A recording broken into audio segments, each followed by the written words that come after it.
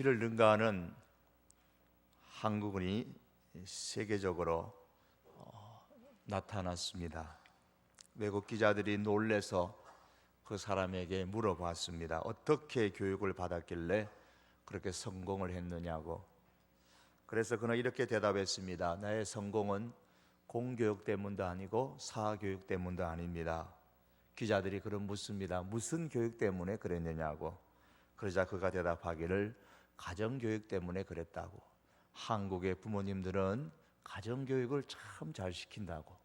우리 부모님은 나에게도 그런 가정교육을 잘 시켰기 때문에 오늘의 내가 될 수 있었다 그랬습니다. 그러자 기자들이 어떻게 가정교육을 시켰는지 궁금했습니다. 구체적으로 좀 얘기를 해달라고 하니까 세 가지를 얘기했습니다. 우리 부모님은 어려서부터 내가 오줌을 누울 때에 쉬해라 쉬해라.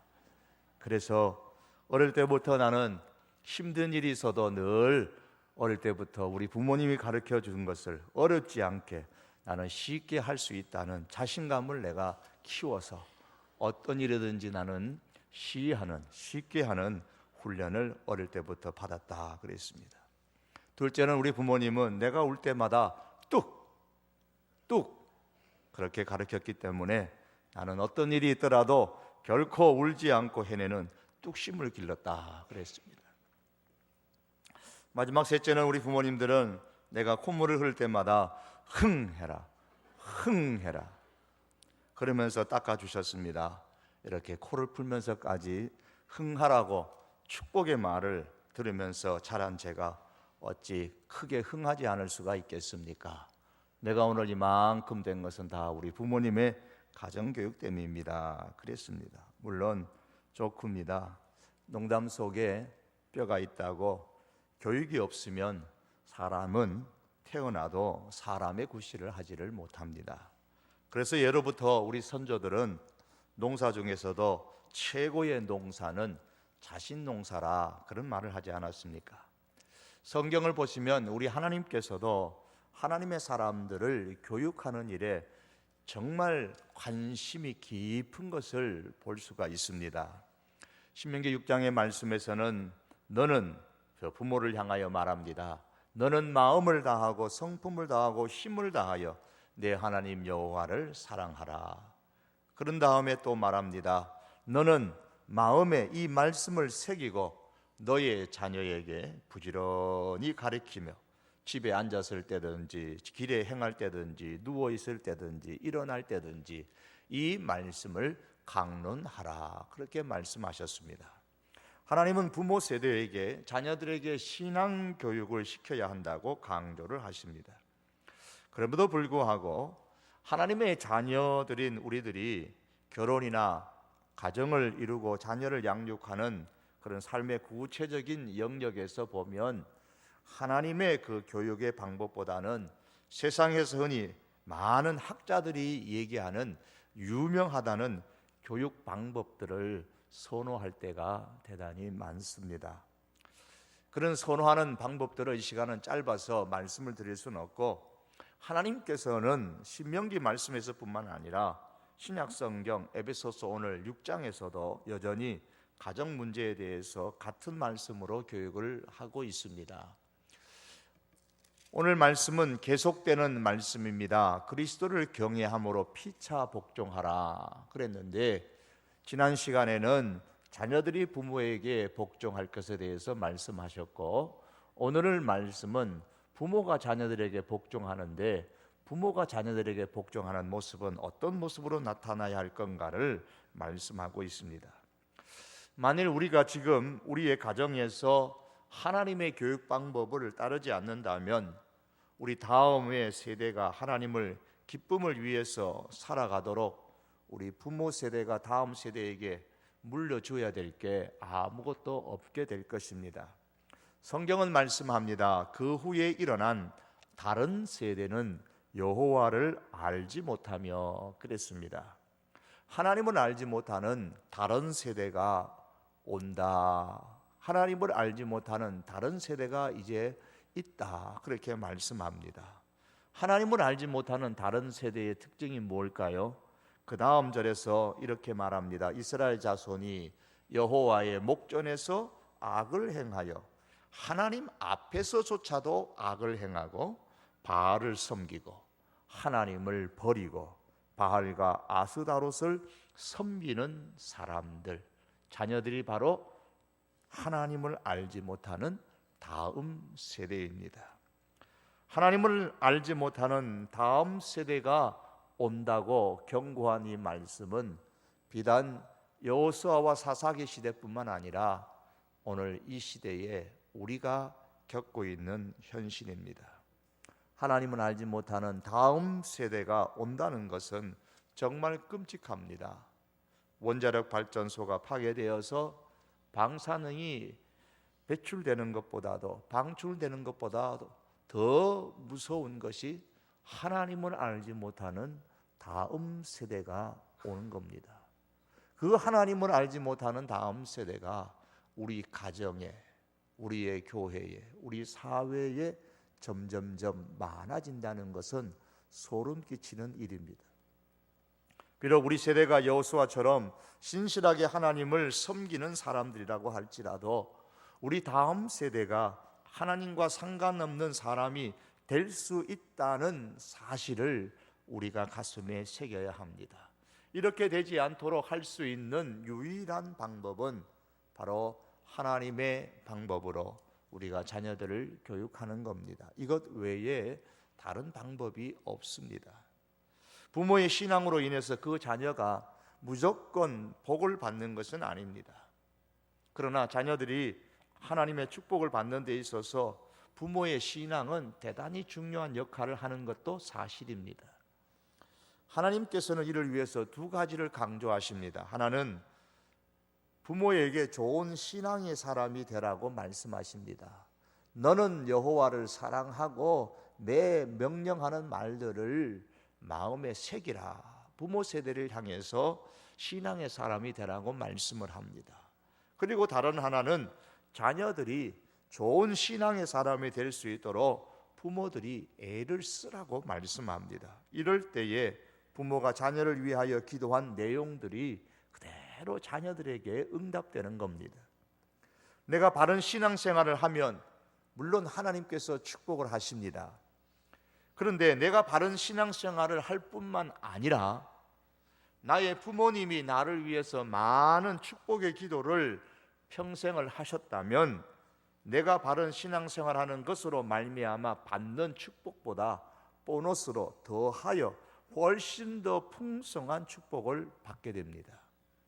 우리는 이것을 자녀를 위해서 흔히 축복을 쌓아둔다 그렇게 말을 합니다. 그러나 부모인 내가 아무리 자녀를 위하여서 많은 축복의 기도를 한다고 할지라도 내 자녀가 그 축복을 받을 신앙의 사람이 되지를 못한다면 부모의 축복이 자녀에게 그대로 전해지는 것은 아닙니다. 그런 사례들을 성경에서 우리는 너무나 많이 봅니다.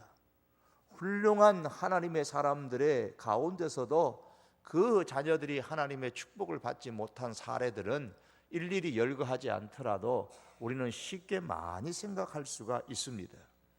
그래서 하나님께서는 자녀를 위해 축복의 기도를 할 뿐만 아니라 자녀가 바른 신앙의 사람이 될 수 있도록 부지런히 신앙교육을 잘 시키라고 말씀하고 있습니다. 이것이 부모가 자녀들에게 복종하는 겁니다. 내 대에 처음으로 믿으시는 분들은 자녀를 위하여서 많은 축복의 기도를 쌓으시고 또한 자녀들이 이 축복을 잘 누릴 수 있도록 그들에게 신앙의 유산을 잘 물려주는 데 힘을 기울이시기를 바랍니다. 자녀를 위해서 해야 할 것이 두 가지입니다. 하나는 자녀를 위하여 축복의 기도를 많이 해주는 것이고 다른 하나는 내가 기도했던 그 모든 축복의 기도의 내용들이 자녀들에게도 그대로 내려갈 수 있도록 자녀가 신앙을 갖는 사람이 되도록 우리가 그렇게 잘 교육하는 것입니다. 그래서 우리는 늘 하는 이야기처럼 재물을 물려주려고 힘쓰기보다 좋은 신앙을 물려주려고 지금이라도 우리가 힘쓰는 그런 우리 부모의 세대가 될 수 있기를 바랍니다. 오늘 4절은 이렇게 말씀합니다. 아비들아 너희 자녀를 노엽게 하지 말고 오직 주의 교양과 훈계로 하라. 먼저 성경은 자녀를 노엽게 하지 말라 그랬습니다. 이 말씀은 오늘 우리가 들으면은 평범한 말씀 같지만 바울이 살던 시대에는 혁명적인 가르침입니다. 로마에는 파트리아 포테스타스라는 법률이 있었습니다. 이 법률은 글자 그대로 말하면 파트리아, 즉 아버지의 포테스타스, 아버지의 권한을 말하는 겁니다. 아버지의 권한에 관한 법률입니다. 아버지가 그 가족들을 절대적으로 지배할 수 있도록 허락하는 그런 법입니다. 아버지는 가족들을 노예로 팔 수도 있었고 그들에게 쇠사슬을 채운 채 일하게 할 수도 있었습니다. 이러한 권한은 아버지는 죽을 때까지 갖게 됐습니다. 그 당시에 갓 태어난 자녀는 그 아버지 이제 양발 사이에 이렇게 놓아두는 풍습이 있었다고 합니다. 아버지가 자기 발 사이에 놓여진 그 아기를 허리를 굽혀서 아이를 안아 올리면 그 아이는 그 가정에서 이제 키워지게 되지만 반대로 그 아버지가 돌아서서 그냥 가버리게 되면 그 아이는 버려지게 될 정도였습니다. 이렇게 자녀들이 심하게 학대받고 있는 그 시대에 바울이 말하는 겁니다. 아비들아, 내 자녀를 노엽게 하지 말라. 여기서 아비드라라는 이 파테르스라는 이 단어는 보통은 가정의 가장인 남자를 이야기합니다만, 그러나 때로는 양친 부모를 일컬을 때도 이 파테르스라는 단어를 사용을 합니다. 예를 들면 히브리서 11장 23절에 믿음으로 모세가 났을 때에 그 부모가 아름다운 아이임을 보고 석 달 동안 숨겼다. 그때 그 부모가 할 때 부모라는 단어가 파테르스라는 단어를 사용합니다. 그러므로 오늘 본문 4절에 아비드라라는 단어는 단순히 아버지만을 의미한다기보다는 아버지와 어머니를 모두 포함하는 부모들로서 부모들아 이런 의미로 우리가 이해하는 것이 좋습니다. 노엽게 하지 말라, 이 말씀은 마음의 상처를 입히지 말라는 말입니다. 당신에게 상처를 가장 많이 준 사람이 누구인가라는 그런 질문들을 학생들이 받았을 때에 학생들이 처음에는 서로 눈치만 보고 머뭇거리다가 한 학생이 번뜩 하는 말이 아버지요. 그러니까 학생 대부분이 그 말에 대해서 반대하지 않았습니다. 부모님으로부터의 받은 상처가 제각기 크다는 학생들의 이야기가 있었다라는 어느 선생님의 이야기입니다. 어느 중년 여인은 상담자를 찾아가서 이런 이야기를 했다고 합니다. 제 어머님이 돌아가셨거든요. 그런데 저는 아직도 어머님을 원망합니다. 집안에 원수가 있다는 말처럼 가까울수록 함부로 대하고 경계가 없다 보니까 부모로 인해서 자녀들이 더욱 상처받는 일 또한 많아집니다.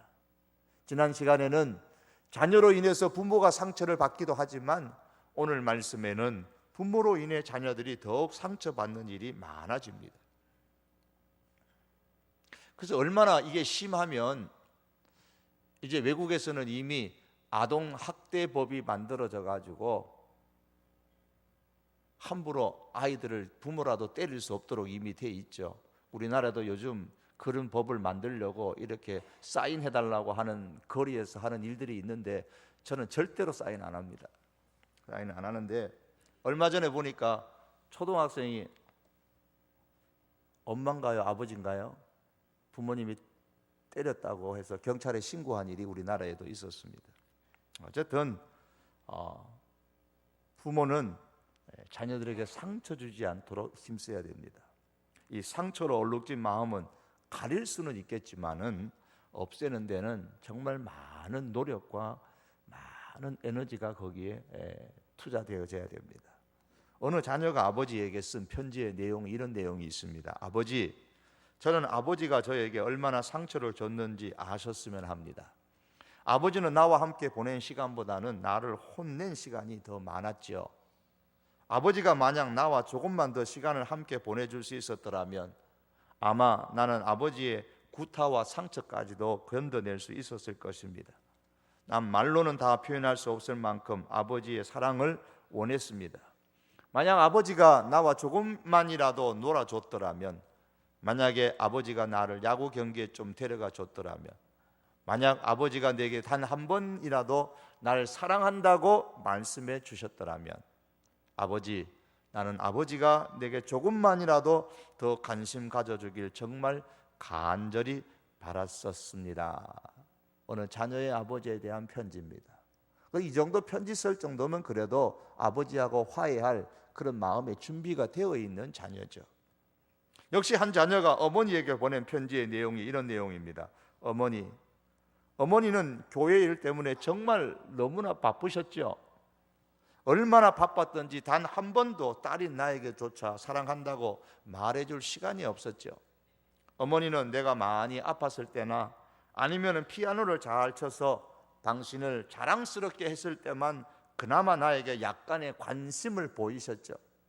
난 어머니를 기쁘게 해드릴 때만 나 자신의 존재에 대해서 느낄 수가 있었습니다. 어머니는 내가 당신을 기쁘게 하는 것들에게만 의미를 느끼셨죠. 난 어머니에게 있어서 오직 어머니를 기쁘게 했을 때만 중요했었던 거죠. 어머니는 나를 있는 그대로의 나를 단 한 번도 사랑한 적이 없었어요. 어머니, 나는 정말 너무나 외로웠어요. 물론 그 부모의 마음을 다 이해하지 못한 자녀의 마음일 수도 있습니다만은 자녀가 그렇게 힘들다는 겁니다. 우리 사회도 이제 직장 생활을 하시는 가정주부들이 점점 이제 많아지고 있습니다. 많은 어머니들이 일을 하면서도 불안해 느끼는 것이 바로 자녀 교육입니다.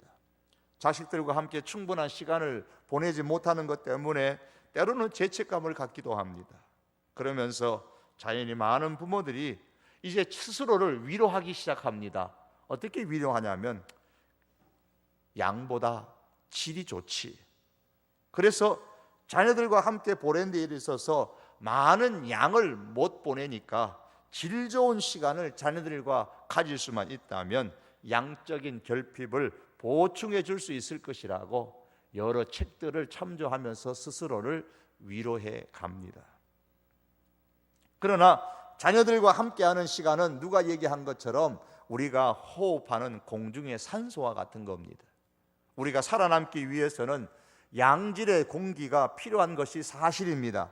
만약 우리가 앉아 있을 곳의 공기가 과도한 탄산가스나 매연으로 오염되었다면 우리의 건강에 문제가 있을 겁니다.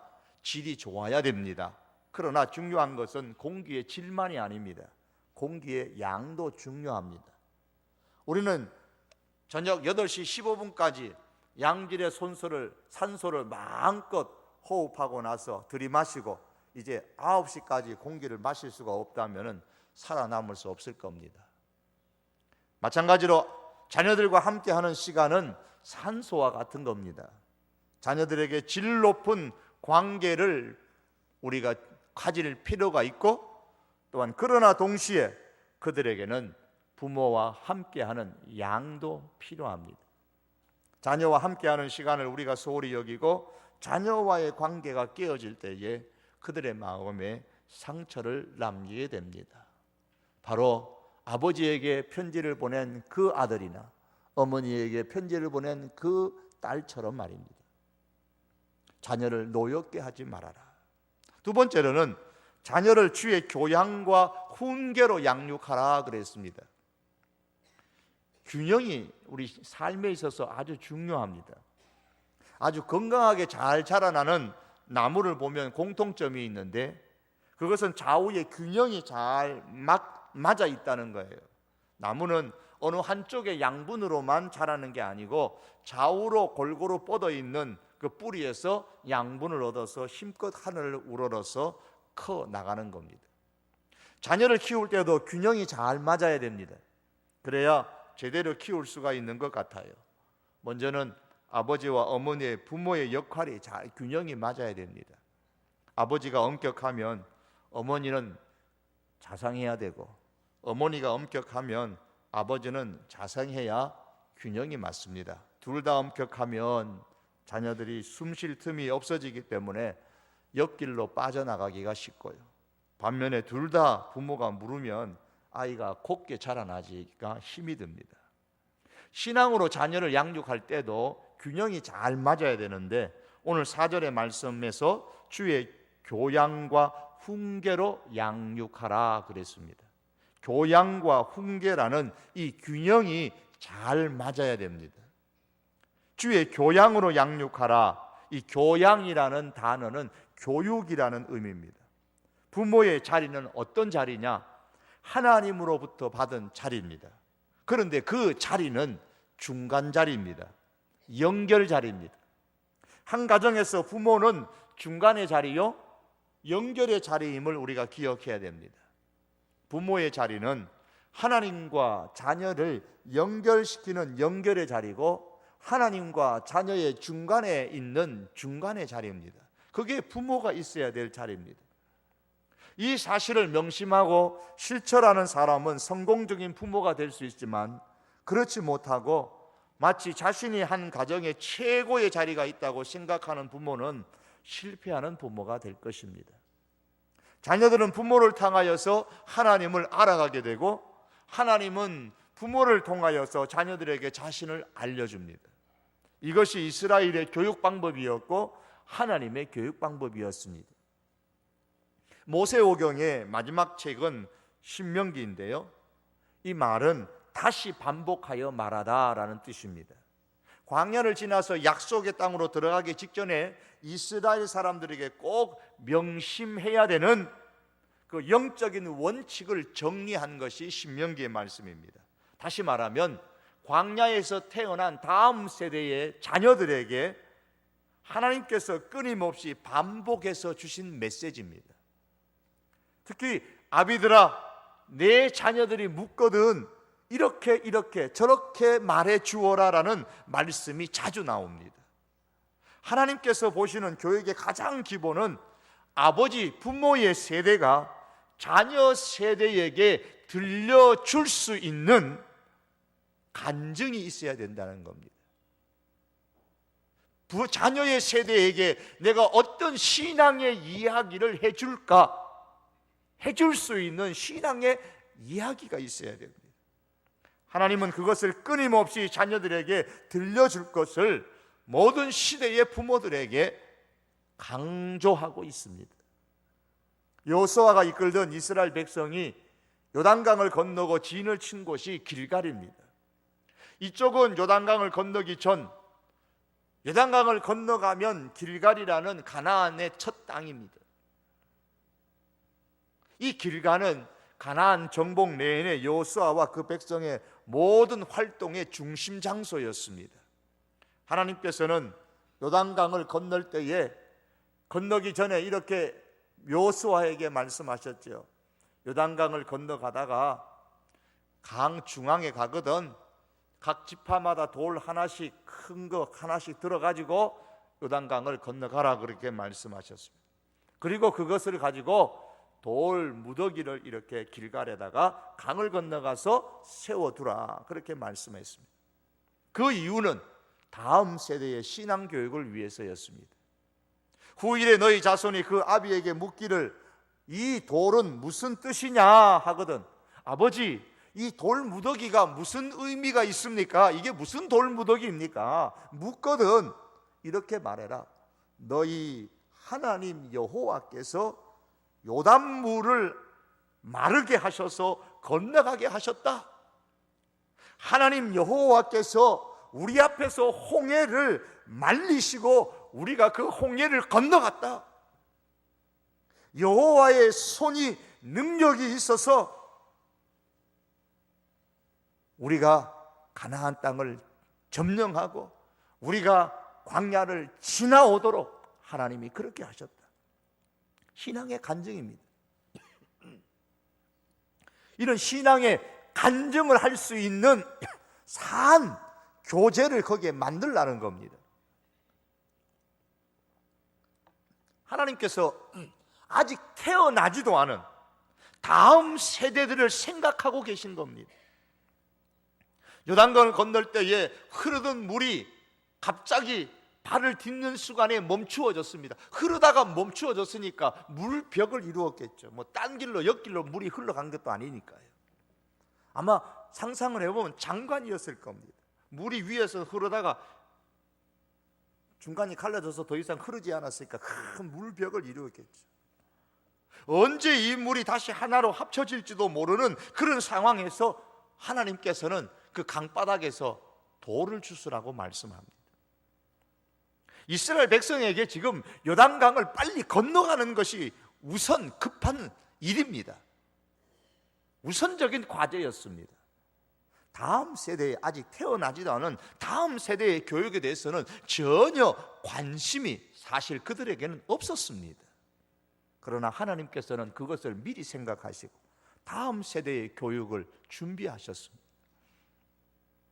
여러분, 우리가 당장 먹고 살고 위기에서 벗어나는 것에만 급급하며 살아가고 있지는 않습니까? 그보다 더 중요한 것, 우리들도 하나님의 그 마음처럼 다음 세대를 우리가 생각하고 신앙의 교육을 시킬 준비를 하시고 신앙의 교육을 시켜야 합니다. 지금 먹고 사는 문제도 우리가 중요하지만 우리들의 자녀들, 다음 세대들이 하나님을 아는 신앙을 갖도록 신앙교육을 시키는 일은 대단히 중요한 문제입니다. 자녀들을 주의 교양, 하나님의 말씀으로 이 양육해서 하나님을 아는 지식을 갖게 하는 데에 가장 우선권을 둘 수 있는 우리 부모의 세대가 될 수 있기를 바랍니다. 이것이 자녀들을 살리는 진정한 길입니다. 하나님을 알지 못하는 다음 세대가 오지 않도록 우리가 가정에서부터 부모로서 힘써야 합니다. 다윗은 그의 아들에게 이렇게 말합니다. 내 아들 솔로몬아, 너는 내 아비의 하나님을 알고 온전한 마음과 기쁜 뜻으로 섬길지어다. 내가 저를 하나님을 찾으면 만날 것이요 버리면 저가 너를 영원히 버리시리라. 다윗이 내가 하나님을 찾았다고 해서 하나님은 저절로 너를 찾아오시는 분이 아니라는 겁니다. 솔로몬 내가, 내 아들 내가 하나님을 찾으면 하나님을 만나고, 내가 하나님을 버리면, 우리의 자녀가 하나님을 버리면 하나님도 너를 영원히 버리시리라. 우리의 자녀를 버리십니다. 디모데는 그의 외할머니와 어머니의 신앙을 물려받았다고 했습니다. 그러므로 신앙은 아버지에게, 아들과 손자에게로, 어머니에게서 딸과 손녀에게로, 그리고 자부에게로 흘러내려가야 합니다. 어느 날 갑자기 큰 사건을 당하고 나서 하나님을 만나는 사람들도 있습니다. 그것도 귀하지만, 그것도 은혜지만, 신앙을 유산으로 물려받는 사람은 더더욱 복된 사람입니다. 저는 그런 의미에서 참 하나님의 복을 많이 받은 사람입니다. 사랑하는 성도 여러분, 우리도 오늘 당장 바쁘고 힘든 현실의 일이 있지만 그 일을 우리가 잠시 멈추고 스스로에게 한번 물어보십시다. 나는 오늘 자녀에게 어떤 하나님의 이야기를 들려주고 있는가? 나는 요즘에 어떤 하나님의 이야기를 내 자녀에게 들려주고 있는가? 내게는 자녀에게 물려줄 요단강에 돌로 세운 그 길갈의 기념비와 같은 하나님의 역사의 이야기를 들려줄 수 있는 기념비가 있는가? 부모가 다른 것은 물려주지 못한다 할지라도 영적인 권위를 가지고 하나님을 아는 신앙을 바로 물려줄 수 있어야 합니다. 이것이 주의 교양으로 양육하는 것입니다. 다른 하나의 균형은 주의 훈계로 양육하라 그랬습니다. 훈계라는 말은 권고 혹은 징계를 의미합니다. 성경에 보시면 아이를 훈계하지 아니치 말라, 채찍으로 때리면 그 영혼을 음부에서 구원하리라, 지옥에서 구원하리라, 그 말씀입니다. 채찍과 꾸지람이 지혜를 주거늘 임의로 하게 버려두면 그 자식은 어미를 욕되게 하느니라 그랬습니다. 잠언서 29장 15절의 말씀입니다.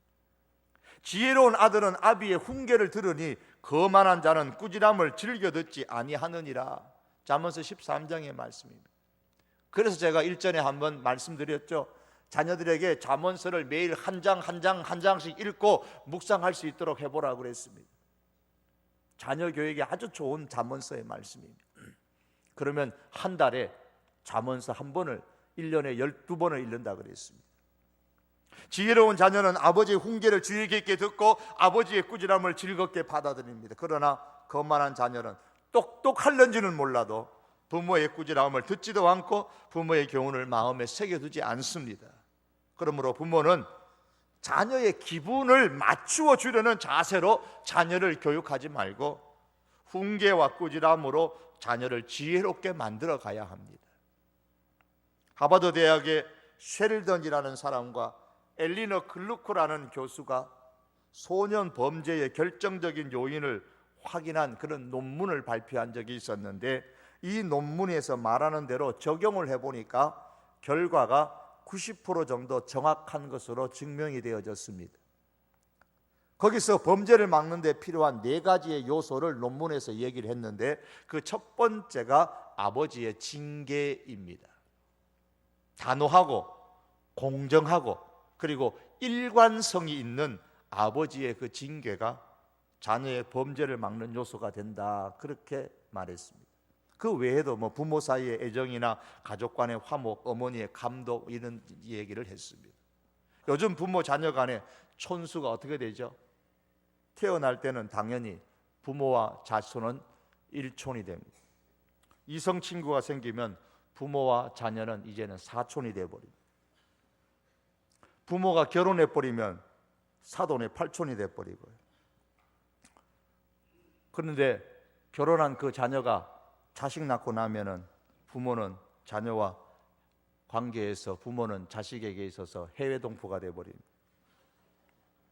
자녀의 기분을 어떻게 하든지 맞추어 주려고 하는 부모는 결국에는 그 자녀로 인해서 화를 당하게 된다. 그게 성경입니다. 말씀입니다. 자녀의 기분을 맞추어 주려고 애를 쓰면 자녀가 그러면 우리 부모는 참 고마운 분이다, 그게 아니에요. 성경의 말씀은 그 자녀로 인해서 오히려 화를 당하게 된다 그랬습니다. 언젠가는 자녀의 눈에 해외 동포가 될 가능성이 많습니다. 해외 동포가 된 부모를 누가 돌봐주겠습니까? 어느 자녀가 돌봐주려고 하겠습니까? 암세포가 어떻게 살죠? 처음에는 사람의 몸 안에 생겨나가지고 기생하면서 조금씩 사람의 영양분을 먹고 삽니다. 그러다가 이 암세포가 점점 커지면서 이제 커지니까 더 많은 영양분을 빼앗아 먹습니다. 그리고 마침내 자신이 숙주하고 있는 그 사람을 잡아먹습니다. 즉 죽이죠. 그러면 어떻게 됩니까? 자기도 죽습니다. 자기가 숙주하고 있는 사람을 죽였으니 자기도 죽죠. 부모를 저주하고 학대하는 자녀는 바로 이 암세포와 같은 겁니다. 성경에 이르기를 아버지를 구박하고 어머니를 쫓아내는 자식은 부끄러움과 수치를 끌어들이는 자식이다. 잠언서 19장의 말씀이에요. 부모를 저주하는 자식은 암흑 속에 있을 때에 등불이 꺼진다. 암흑 속에 있는 것만도 무서운데 암흑 속에서 그나마 있는 등불마저도 꺼져버립니다. 앞이 깜깜합니다. 잠언서 20장의 말씀 20절에 어둠 속에서 등불이 꺼지면 살 길이 막히게 됩니다. 그럼에도 어리석고 미련한 자식은 부모가 자기 인생의 등불인 줄을 모르고 등불을 꺼버립니다. 잠언서 30장에 보면 아버지를 조롱하며 어머니를 멸시하여 순종하지 않는 사람의 눈은 골짜기에 까마귀에게 쪼이고 새끼 독수리에게 먹힐 것이라 그랬습니다. 제 눈을 잃으면 어떻게 제 갈 길을 찾아갈 수가 있겠습니까? 하지만 어리석고 미련한 자녀는, 아버지를 조롱하고 어머니를 멸시하는, 순종하지 아니하는 자녀는 자기 눈을 스스로 빼고 있는 겁니다. 그러면서도 자기 눈을 빼고 있다는 사실조차도 깨닫지를 못합니다. 자기 부모의 것을 빼앗고도 그것이 죄가 아니라고 하는 사람은 살인자와 한편이라. 잠언서 28장의 말씀입니다. 이 정도 말씀드리면 잠언서 읽도록 해야 되겠죠? 이 모두가 성경이 말씀하는, 잠언서에서 말씀하는 불효자, 폐륜아의 모습입니다. 왜 자녀들이 부모의 대마저도 달면은 부모를 삼키고 쓰면은 뱉는 이기주의라로 전락되는 걸까요? 왜 자녀들이 부모를 자기가 필요하면 그냥 다 줄 것처럼 그렇게 얘기하다가 그렇지 못하면 해외동포처럼 여길까요? 어려서부터 훈계와 꾸지람으로 양육하지 않는, 그리고 그들의 기분을 맞추어 주면서 양육한 그 부모에게 잘못이 큽니다. 그러나 훈계와 꾸지람으로 자녀를 양육하는 부모는 자녀로부터 효를 누리게 될 것입니다. 아이고, 그러면 나중에 내 늙어서 내 자식도 날 안 버릴까? 성경은 그 반대로 얘기합니다. 잠언서 13장의 말씀 보면 초다를 참아 못하는 자, 즉 매를 아끼는 자는 그 자식을 미워함이라 그랬습니다. 자식을 사랑하는 자는 근실이 징계하느니라. 자녀가 잘못했을 때는 분명히 매로서 다스림으로 자녀 사랑의 모습을 보여주어야 된다 그랬습니다. 물론 우리가 몇 살까지 매를 들어야 하는 문제는 개개인적으로 다를 수가 있을 겁니다. 요즘에 안타까운 것은 자기 자녀가 학교에서 선생님한테 매 맞았다 그러면 부모가 쫓아가 가지고 야단법석을 뜨는데 큰일입니다. 혹이나 학교 선생님한테 우리 자녀가 매를 맞았다, 뭐 꿀밤을 한 대 맞았다, 회초리를 맞았다, 아마 교회 안 보내려고 그럴 겁니다. 여러분, 그런 선생님은 귀하게 여길 줄 아셔야 됩니다. 부모의 위치와 마음으로 돌아가서 단순히 감정을 가지고 학생들을 대하지 아니하고 정말 자녀를 내 자식처럼 사랑하는 마음으로 훈계하고 그릇된 길에 섰을 때는 정말 매를 아끼지 않는 그러한 선생님 계시다면 정말로 우리가 존경할 줄 알아야 됩니다. 부모는 그런 선생님들을 배나 더 존경하고 정말 그런 선생님들에 대해서 감사할 줄 아셔야 됩니다. 무조건 내 자식에게 잘해주는 선생님이 반드시 좋은 스승이라고 할 수 없습니다. 하도 그러니까 내 자식이 잘못돼도 선생님들은 그냥 무관심입니다. 괜히 매 한 번 들고 훈계 한 번 했다가 못할 말 학생들에게 들을 뿐만 아니라 부모가 쫓아와서 야단법석까지 피우는데 어느 선생님이 그 자녀에게 관심을 두고 그 제자에게 관심을 두고 매를 들려고 하겠습니까? 훈계하려고 하겠습니까? 그래서 오늘날에 교회 교육도 문제가 되고 학교 교육도 더 문제가 되는 겁니다.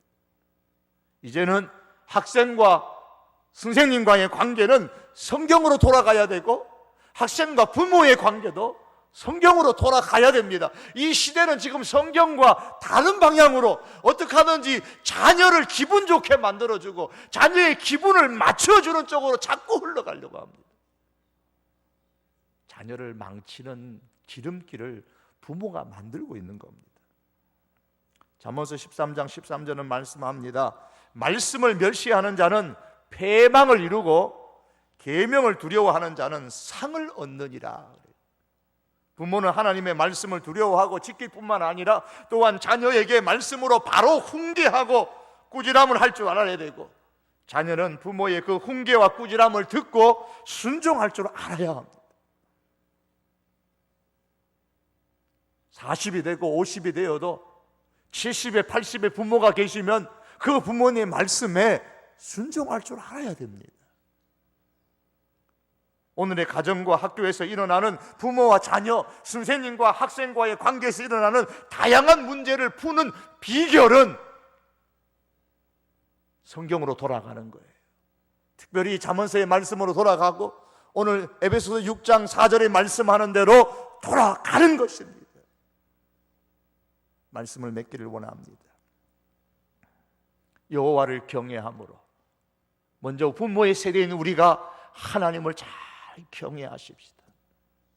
그리고 자녀들을 위하여 마음껏 여러분 이 금요일마다 올라와서 마음껏 축복하고 기도하십시다. 하나님은 알지 못하는 다른 세대가 되지 않도록 정말 가슴을 찢으면서 기도하십시다. 그리고 우리가 빌은 그 모든 자녀를 향한 축복이 자녀들이 그대로 누릴 수 있도록, 그런 자녀들의 신앙을 자녀들이 가질 수 있도록 우리가 오늘 말씀처럼 자녀를 노엽게 하지 아니하며 오직 주의 교훈과 훈계로 양육할 수 있는 우리 부모의 세대가 되어져서 다음 세대가 우리 세대보다 더 하나님을 신실하게 섬기는 세대, 그래서 우리 부모의 세대보다 더 하나님의 축복을 누리고 받는, 흔들어 넘치도록 받는 우리 성도교회의 모든 자녀들이 될 수 있기를 주의 이름으로 축복합니다. 우리 한번 기도하시겠습니다. 우리 시간 기도할 때에 말씀을 기억하면서 우리 자손들을 위해서 한번 기도하십시다.